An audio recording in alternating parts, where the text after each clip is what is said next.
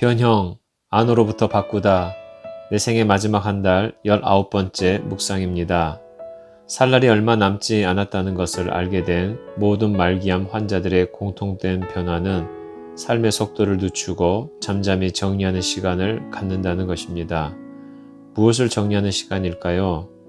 그동안 너무 바빠 들여다보지 못한 우리의 속사람, 영혼을 정리하는 시간입니다. 이제 사람 눈에 어떻게 보일까 신경 써왔던 겉사람은 벗어두고 속사람, 영혼만 남는 시간이 곧 다가오기 때문입니다. 이제 곧 겉사람을 벗어두고 속사람만 남을 것을 알게 되면 그때서야 정신이 번쩍 납니다. 진짜 변화를 받아야 할 것은 사람들의 눈에 보이는 겉사람이 아니라 하나님이 눈여겨보시는 속사람이 변화되어야 한다는 것을요. 이 속사람은 어떻게 변화를 받을 수 있을까요?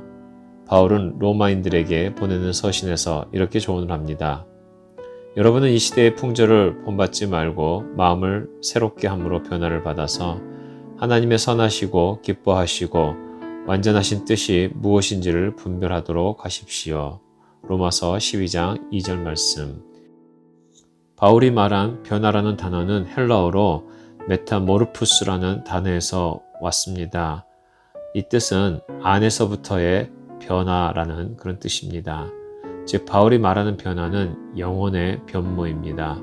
변모하면 떠오르는 것이 나비가 떠오릅니다.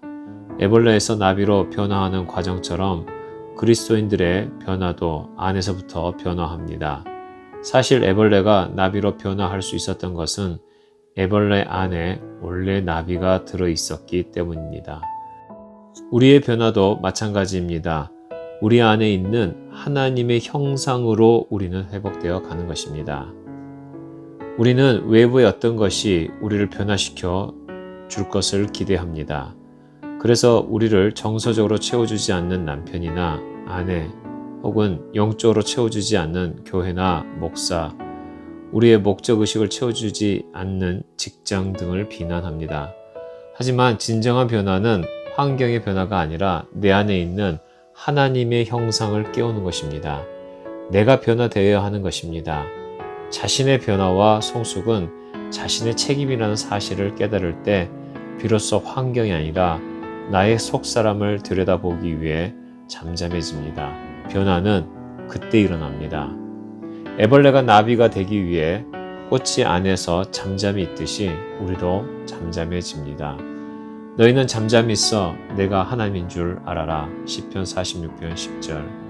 나를 푸른 풀밭에 누이시고 쉴만한 물가로 인도하신다. 내 영혼을 소생시키시고 시편 23편 2절 말씀. 속사람의 변화는 우리가 하나님 앞에 잠잠히 있을 때에 일어납니다. 우리는 왜 잠잠히 있는 것이 힘들까요? 그것은 통제욕 때문입니다. 우리가 당면한 문제를 해결하고 고통을 멈추고 사람들을 내 마음대로 움직이고 싶어하는 이 통제욕은 우리를 가만히 두지 않습니다.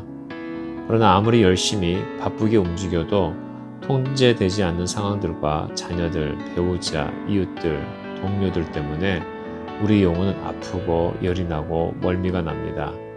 이 영혼의 멀미약에 가장 좋은 것은 고독입니다. 대부분의 사람들은 혼자 있는 것이 편하지 않습니다. 그러나 영혼의 치유와 건강을 진심으로 원한다면 정기적으로 홀로 하나님 앞에 있는 시간을 가져야 합니다. 주 이스라엘의 거룩하신 하나님께서 이렇게 말씀하신다. 너희는 회개하고 마음을 편안하게 하여야 구원을 받을 것이며 잠잠하고 신뢰하여야 힘을 얻을 것이다. 이사야 30장 15절 말씀.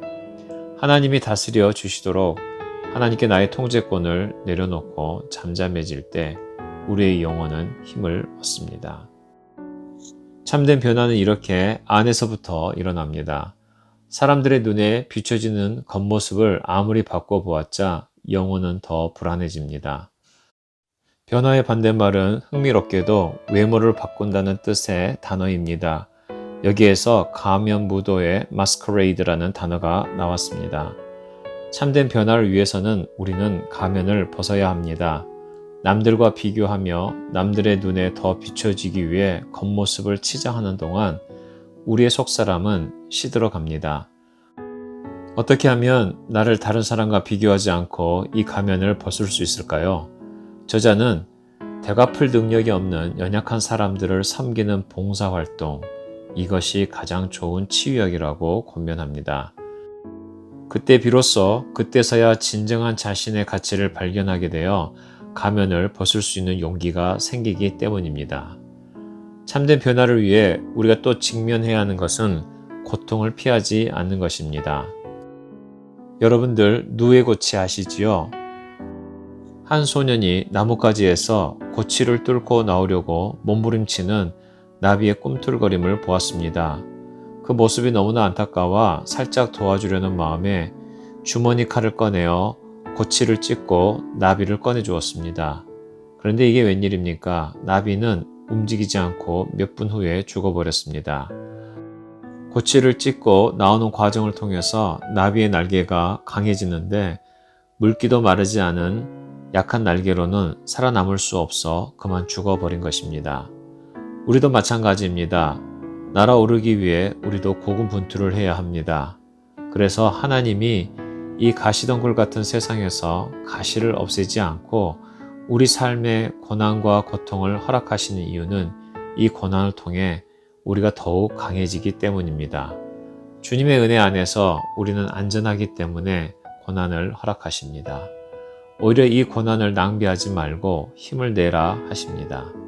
은혜는 변화시키는 능력입니다. 우리가 하는 것이 아니라 하나님이 우리를 통해 하시는 것입니다. 잠잠히 주님을 바라보며 연약한 이웃을 섬기고 고난을 피하지 않고 맞아들일 때 우리는 진정한 영혼의 변화를 위해 꿈틀거리게 됩니다. 우리는 주 안에서 안전합니다. 그러니 잠잠합시다. 결심 다지기, 잠잠히 주님 앞에 앉아있는 시간을 마련해 봅시다.